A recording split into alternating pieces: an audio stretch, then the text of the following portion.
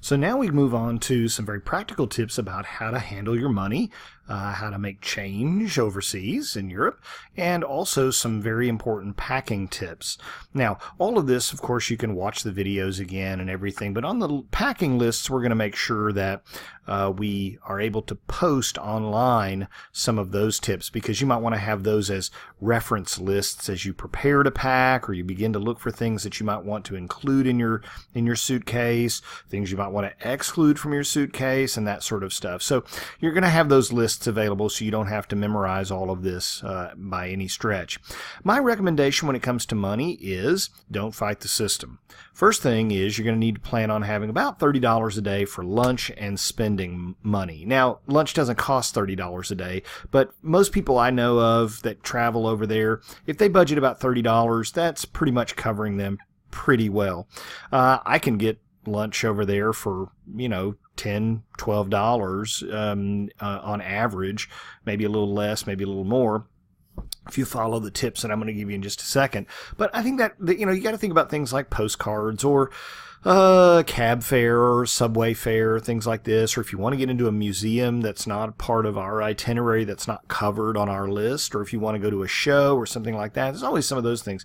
Now, some people spend a lot of money and buy a lot of things like clothes and things. Other people don't spend an awful lot on things like that at all. So you're going to have to be your own gauge, but I think 30 is what you should spend, count on having with you minimum. That's per day. These days, currencies always fluctuate. The dollar is about $1.15 per the euro. In other words, it costs $1.15 to buy 1 euro. The Swiss franc's about 1 to 1. Roughly. The British pound's about $1.25, $1.30 or so. Changes all the time. Could go up, could go down. But usually the euro is a little bit more than $1. The Swiss franc is about the same, and the British pound is a little bit more than both the dollar and the euro together. I round. That's what I do. I just round it. Something says, well, this is 10 euros. I figure it's about 11 or 12 bucks.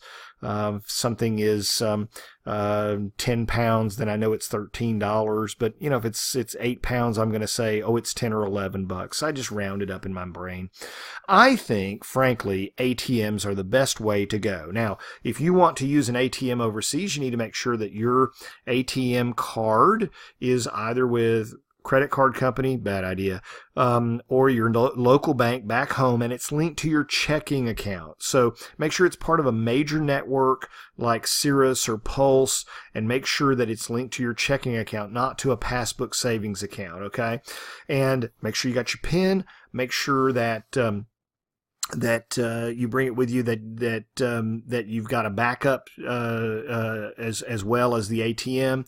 Bring some U.S. cash. I recommend about $50 or so. Don't use kiosks if you can help it, either the ones in the airports or the ones in the really touristy areas. I always joke about this. The only time that Jesus got mad at people in the Bible and started turning over tables was with the money changers. And when you see how much these people charge, you'll understand why the Lord got mad. They're really crooks. The kiosks are a ripoff. Try not to use them. Banks are great, but they're never open in Europe. I don't know what goes on. I don't know why. I've never found an open bank. Well, that's not true. But I mean, they keep really, really short hours, and they're hard to use and hard to find. So ATMs are just the best way to go. You can change some money over here before going over there. Texas Currency Exchange is a great source. They waive the fee for TWU students if you bring in the little piece of paper that will give you access to. They're located over in Plano, that you can find them online. Texas Currency Exchange. They give a good rate, and you can get some cash before you go over. But I would not bring a lot of U.S. cash with you and expect to change it over there. You're going to get rip-off rates. Don't do it. So if you want to get some euros before you go by Texas Currency Exchange over there in Plano. It's in one of the malls near the Macy's, and I forget which name it is, but and then bring your ATM or bring your credit card. Now, when I say credit card, Visa or MasterCard is pretty much the only thing they accept. They just don't take Discover very much, and they certainly don't take American Express. People hate it. They charge too much in the way of fees. Make sure that you have a chip and PIN combination for each card that you bring. Obviously, you always want to make copies of the cards. Keep the copies of the cards in your checked bag, not on your person. I always recommend that you get some cash before you leave large cities. If you're leaving Rome and you're going to go to some small town, or you're leaving Paris and you're going to go to out into the countryside, just be aware that small towns and mom and pop places really prefer cash. That's because it costs them money to accept credit cards, and their margins are thin and they don't like it. What they also don't tell you is that they don't pay the tax sometimes on cash transactions, but, that's between you and them. Make sure you call your bank and credit card companies before you go and tell them where you're going. Don't be surprised to get over there, your card won't work because they say, oh, someone stole Diane's car. Someone stole Diane's card, and they're in Milan charging things at the Zara store. Then you have to contact them and say, no, it really is me, etc., etc. So call them about a week before you go. Tell them where you're going. Tell them when you're going to be back, so they don't freak out on you. Bring copies, obviously, of your cards. Now, another thing that's kind of weird is when you change money back, when you come back to the U.S. and you change money back, nobody wants your coins, right? So the currency exchange people, when you get back to the States, or even before you get back to States, they're not going to take your coins. And because euros, they just love coins. They flippin' love coins. They've got a 1 euro cent, a 2 euro cent, a 5 euro cent, a 10 euro cent, a 20 euro cent, a 50 euro cent, a 1 euro, and a 2 euro coin. They have 8 coins. In the United States, we have the penny, the nickel, the dime, and the quarter, and that's it. We just don't carry anything other than that. But they've got 8 coins. So what'll happen is this stuff will just load up in your pocket. I'm not kidding you. Americans use paper money, and they just save the change and put it in a jar. I have had students come up to me and say, Dr. Litton, I hate to say it, but I'm all out of money, and I got to figure out how to get some more. And I say, break out your change. Let's see how much you have. And they end up having like 30 euros in coins, which is like $40. And I'm going, kid, you're going to eat like a queen here for the next 2 days just on their pocket change, because people don't use. So use your change. Use it. It's annoying. I don't like it either. But unless you want half of your body weight on your left-hand side to weigh 10 pounds more because you've got all your coins in your right-hand pocket, and unless you want to bring back a whole bunch of souvenirs because they won't change them for you, use your coins, okay? By the way, when we get to the airport, go to one of the little convenience store stands in the airport, and if you got any coins, buy chocolates with it. That's what I do. Or a magazine or something to read on the plane. One other thing that would save you a lot of money, and I highly recommend this, is when we check into a hotel, one of the first things I do is I ask, where's the local corner market? And at the front desk, they'll usually say, oh, it's right down here. You're usually no more than a couple of blocks away from a grocery store. Why? Because, or a bakery, either one. A bakery's good too. I'll go to a grocery store or a bakery and I'll get a bottle of water, piece of fruit, maybe a little piece of cheese, and a sandwich. You can just get a sandwich at a bakery. They'll frequently make you one. I'll toss it in a bag, put it in my little backpack or whatever, and I've got lunch. And what's great about that is I spend half as much money, and I don't have to look for a place to eat. I don't have to wait for a table. I don't have to wait for the waiter to come over to the table. All of that. I don't have to deal with how long it takes to eat. And I can usually squeeze in. If the weather's good, I can just enjoy some people watching on a park bench and just enjoy the city or enjoy the countryside and enjoy my lunch. And it's really cheap. And on top of that, I can usually save like 45 minutes or an hour and go do something fun. So I just highly recommend that. You know, you can grab a bite on a park bench. Nobody really cares that much. In France, sometimes they think it's gauche to eat, outside of anywhere other than a table, but they don't think anything too much of it if it's a picnic. So that's the way I do it, and I save just a ton of money. And you can split. If you got a buddy, you can split it, and buy a big bottle of water and share it. So with a couple of cups. Pretty cheap. Now, a word about tipping and taxes. First of all, you got to get over the idea that everybody has to be tipped, because in Europe, they just don't expect it. I'm not kidding. Americans just want to tip because it's what we do. We think that waiters and waitresses in the United States, they'll starve if we don't tip them, which is usually true, frankly. But in Europe, almost all wait staff are paid a living wage. They're paid quite well. Being a waiter is not a job you do while you're trying to do something else or trying to study in college. This is their profession. They get paid real money for it. Okay. What you need to do, and the same thing with taxi cabs, just leave a couple of coins just to say thank you. It's just a polite gesture. That's all it is. So if I have a coffee and like a croissant at a cafe, and it's €4 and 60 euro cents, I'll just leave a 5 and that's it. I'll just walk away or something like that. I don't, it's just a couple of coins. That's all it is. If I get a cab ride and it's, $5.50, I'll round it up to 6. That's it. Right? Don't go crazy with the tipping because it's not necessary. And by the way, it's not going to get you better service anyway. Okay? It's a polite gesture saying, I thought of you. That's all you have to do. Most Europeans don't even tip at all, frankly. They just don't bother. And so you're wasting your money if you do it, is what I'm trying to tell you, because they don't need it and they don't expect it. Europeans also don't pay separate sales tax. We'll go into a store and we'll buy something for $10 and we expect to spend 8.25% tax on it. So we got to do the math in our heads to say, okay, $10 is actually $10.83, blah, blah, blah. In Europe, the tax is included in the price. Okay. It's called the value added tax. Now, if it's €10, it's €10. You don't pay any tax other than it's a lie to say there is no tax. The tax is built into the item. That's why the item's so high. And by the way, the VAT tax in many countries in Europe is 20%, right? That's why things are so much more expensive there. So I'll pay my tax separately outside of the product so that they don't sneak a 20% rate. I'll pay my 8% and be happy about it, honestly. However, that's how it's done there. Now, if you buy a particularly expensive item, and I'm talking about something that's a couple $100, $300 or more, you can apply to get your VAT tax that you paid in the product back. Okay? First thing you do is you go to the store that you bought it from and say, can you process the VAT refund for me? Big department stores generally will do it. If they do not, then they will give you a form. You fill out the form and you keep your receipt and you drop it at the airport. Okay? Believe me when I tell you that unless it's a pretty substantial purchase, you don't want to bother. It's a pain in the rear end. Okay? It really, really is.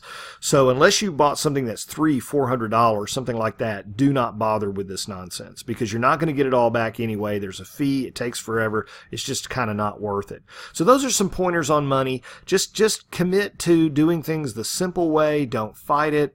And guess generously. Now, here's a packing list that was put together. Since I'm not a woman, I didn't put it together. Okay. And I'm just going to go through some of the highlights of it because there's so much you can talk about with regard to packing. Just remember that this list and the list that I'm going to show you in the next slide are going to be available to you in electronic form. Don't worry. You don't have to memorize all this, but I want you to get the general sense of what we're talking about. Some general principles that you need to adhere to.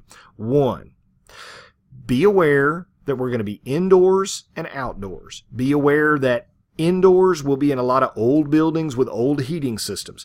I joke about outdoors, it'll be cold, sometimes windy. On the bus, there will never be an end to turning the heat up and down because somebody in the front of the bus is going to be cold, somebody in the back of the bus is going to be hot, and vice versa, et cetera, et cetera. What does all that tell you? It tells you be prepared to adjust your clothing given the circumstances that you're facing. I always joke and say there are 2 temperatures in the wintertime in Europe. Hotter than blazes and real darn cold. And hotter than blazes because some of these old places, old buildings, and old hotels have old-timey heat, and man, I mean, they turn it up. Or the owner of the hotel is really cheap and doesn't want to turn it on. So what does that tell you? It tells you be smart in your choice of items. Be aware that it could rain. It rains in Europe, right? So bring a rainproof winter jacket. Make sure your shoes are comfortable shoes. Please don't buy new shoes the day before we go. They won't be broken in. Your feet will be miserable, okay? Good walking, comfortable shoes. Several pairs of pants. socks, undergarments that are easy if you want to wash in a sink and hang up to dry. Very easy to do that. You can bring a little woolite and some things like that. That's easy to do. If you're on a longer trip, you always want to do that because it saves you time and effort and money. Several shirts, long sleeved, and a couple of sweaters. Always bring a good hat, a nice wool hat, a scarf, a practical scarf, not one that's just pretty, some PJs. Oh, you will need gloves, child. You will need them. And a watch. You need a watch because, if your phone dies, you got to have some way of telling time if you're out in the city roaming around, okay? Now, what did I tell you? I didn't tell you bring 12 pairs of pants and 12 shirts. You don't need to do that. If you will layer your clothing, and that is the key here, layer your clothing. You will be able to adjust. When it's hot, you can pull one layer off. When it gets cold, you can put another layer on. If you're wearing, of course, decent undergarments that will, keep you clean and dry and everything, then you can wear a sweater more than one day. You can wear a sweatshirt more than one day. You can wear a pair of jeans more than one day. It doesn't matter. No one in the next town is going to know what you wore yesterday in the last town, right?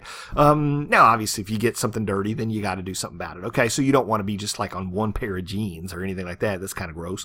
Blue jeans are fine. Other types of pants are fine. Europeans tend to be a little bit more, they dress a little nicer in public than Americans do. I mean, if you don't believe me, go Google people of Walmart. They don't wear yoga pants out and about, okay? They really don't. They don't wear sweats out and about. They certainly don't wear PJs in public. They dress nicer than that, so you don't want to be underdressed. People will stare and think you're just really low class, okay? So you want to make sure that you have plenty, but you don't need to overpack. Don't overdo it. Believe me, don't overdo it. You need to keep your packing as light as possible. So when you look at the toiletries over there, obviously you've got to have some, things to stay clean with, shampoo, body soap, and things like that. European hotels do not include washcloths. You got to bring your own. Don't forget to do that because they do not have them, and they won't get you one if you want one. All the other things, toothbrush, toothpaste, those kinds of things, some lotion. If you want, bring a razor. Make sure you put it in your checked bag. If it's a non-electric razor, disposable or whatever, your prescription meds. Make sure your doctor's name and that sort of thing is on it. That's what we recommend. Original container, doctor's name, and also maybe the generic name of the medication if it's not on the label. Hygiene products, deodorant. If you want to bring nail clippers and tweezers, you can. Some of these things, not everybody has to bring their own. I mean, if there's a pair of clippers floating around and you need to use it, someone will loan you theirs, so don't worry. Same with tweezers. I mean, how often are you going to use tweezers? I don't know, maybe. Here's what I have to do. I always bring a spare pair of glasses. For you, it may be contacts and stuff. And the reason for that is if I break my glasses on tour, I'm going to be blind as a bat without a backup pair. Okay, so I do bring a spare pair, an old pair, just in case, just to get me home. Vitamins, hand sanitizer, moist wipes, cosmetics, all those things that you know. Now, a word for you about curling irons and straighteners. They don't always work in Europe, and they are heavy and bulky. If you have to have one, you should probably consider teaming up with a buddy to share one. So you're only bringing one for 2, 3, 4 people. Believe me, you can share between 3 or 4 people. Why do we want to bring 50 hair straighteners or whatever it is, okay? Make sure that you have the proper adapters and converters to use them in Europe. Europe doesn't use it. The European continent and Great Britain, they don't use the same current system, so you have to have an adapter and converter. You got to convert the current, and you got to adapt it so your product can use it. Hair dryers are sometimes supplied in the hotel room, sometimes not. Use theirs if you can. I know it's like, somebody blowing over a match. That's, they're really, really low power. Europeans laugh and think that American girls bring blow dryers that are like leaf blowers. We've actually knocked the electricity out of a hotel once because of our hair dryers, but we don't go back there anymore. So consider sharing a hair dryer with a buddy as well. Now, what do you put in your check bag versus what you put in your carry-on? Again, this is going to be posted for you, don't worry. But just to give you an idea, you want to make sure that your check bag has, obviously, most of your clothing, second pair of shoes. You want an umbrella or a poncho. Believe me, you do. Just a really, really small one, whichever you feel most comfortable with. Most of your toiletries, especially over 3 ounces. Any sharp objects have to be in the checked bag.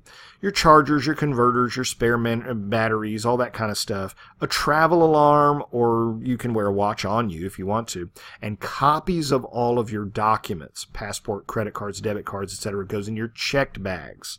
Okay? And make sure that your carry-on luggage meets the weight and size restrictions of the airlines. That's important. But your checked bag, your bag is going to need to be lighter actually than the luggage requirement of the airlines. We're going to tell you that a little bit later on, but it depends on the airline. Some airlines will let you bring a certain weight. Others want you to bring less weight. Okay, so that doesn't make the difference. What matters to us is whether we can fit it all in the bus. Buses are smaller than airplanes. We have to make sure we get it all in the bus. If you bring a huge bag, and you fill it all the way up and you're bringing it over there, you're going to have no room to bring things back. So you do not want to do that. You want to bring a smaller bag and have room in it when you depart Dallas. Believe it or not. That's how light you need to pack. You need to pack light, pack light, pack light. You carry on. It's all about having the things you've got to have access to when you're in an airport. Okay. Itinerary, boarding pass, all of the stuff that you would think. You need to have some items, toiletries and a change of clothes, or at least a change of undergarments, because if you get delayed, we could be there for a bit.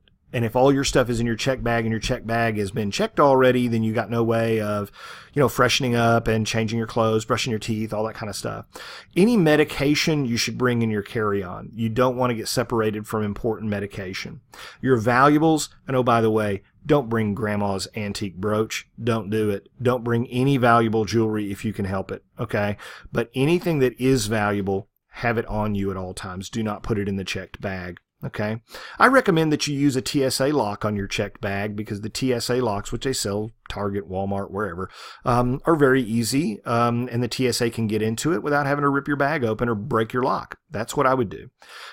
Bring some reading material, a snack, and your camera, and just remember, think about what you would really need if your checked luggage were delayed a day or two. That has happened to us. I had a student who, we went to Spain one year, and her baggage got lost for about 5 or 6 days. She had to go. We were all pitching in. People were loaning her shirts and stuff. We made stops at department stores so she could get some things that she needed. That bag was behind us on the tour one day for about 5 or 6 days. It was always one stop behind us, but it finally caught up to us at the end. She had her bag. So, don't go overboard. You don't need to do that. You don't need to worry about it. If your bag gets lost, we'll help you out. Okay. But you do want to have one change and your toiletries and the most basic essentials, just in case we get really, really delayed. You want to do that. But the most important thing, pack light. No one ever said, gee, I wish I had carried twice as much crap with me to Europe. Never. They always say about 4 days in, oh my Lord, why did I bring all of this? This is heavy. Because remember, you got to carry your own bag. You got to roll it up those stairs. You got to load it into the bus. All those things are on you. So you do not want to do that. And you do not want to bring a full bag, a really large full bag, and then have no space to bring things back. Here's a little secret I like to do, and then we'll stop this particular part. I like to bring a checked bag, and inside that checked bag, I have just the lightest weight little zip-up nylon, like a gym bag, and it's empty. It's empty. So as I go along in Europe, and I wear clothing, I put it in the gym bag, the little empty zip-up nylon, right? Because that's where my dirty clothes are going. Okay, and I go with one bag with an empty bag inside of it. I come back with 2, but the gym bag is light enough to be a carry-on. Okay, and so it's got dirty clothes in it.